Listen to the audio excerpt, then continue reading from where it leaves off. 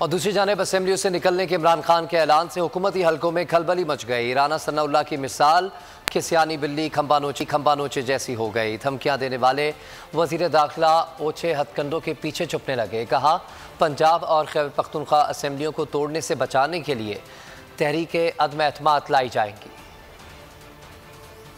असेंबलियों का हिस्सा नहीं रहेंगे। पिंडी जलसे में इमरान खान के बड़े ऐलान से हुकूमती सफों में बिछ गई सफ़े मातम। जलसे से कबल धमकियां देने वाले राना सनाउल्लाह की मिसाल खिसियानी बिल्ली खंबा नोचे जैसी हो गई। असेंबलियों से पीटीआई अरकान को निकालने के ख्वाब देखने वाले ओछे हथकंडों के पीछे छुपने लगे। इमरान खान के ऐलान पर तबसरा करते हुए राना सनाउल्लाह का कहना था कि पंजाब और खैबर पख्तूनख्वा असेंबलियों में तहरीकी अदम एतमाद लाएंगे, जिससे वो असेंबलियां तोड़ नहीं सकेंगे। विफाकी वज़रा को भी फैसले पर चुप लग गई। ये लोग चाहते हैं कि इनके इक़्तिदार से चिमटे रहने की ख्वाहिश पूरी होती रहे, मुल्क का हाल कुछ भी हो जाए।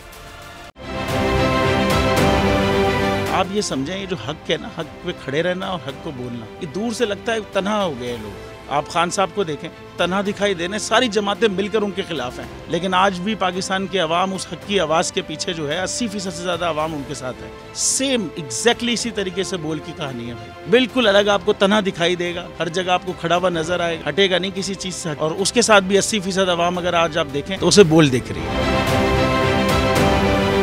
जाली केस है ना, ये हम पे उस वक्त बनाए गए थे जब हुकूमत यही थी, इन्हीं लोगों की हुकूमत थी ना। और ये जाली केस, इनको मैं नहीं कह रहा इस केस को जाली केस, इनको पाकिस्तान में क्या पूरी दुनिया में एक ऐसा शिकायत कुंदा नहीं मिला, एक ऐसा कंप्लेनेंट नहीं मिला जिसने ये कहा हो कि हमारे साथ फ्रॉड हुआ है। तो ये खुद ही बन गए कंप्लेनेंट और ये खुद ही इन्होंने खुद ही इन्वेस्टिगेशन की, उसकी खुद ही तफ्तीश भी की, यानी कि कंप्लेनेंट भी है, इन्वेस्टिगेशन ऑफिसर भी है। और इन द एंड इन्होंने फिर उसके बावजूद ये कोर्ट में जमा कराया कि जी ये केस जाली केस था और इसमें किसी किस्म जो कुछ एग्जैक्ट कर रहा था सब लीगल। ये मेरी बात नहीं है, ये इनके इन्वेस्टिगेशन ऑफिसर की बात है।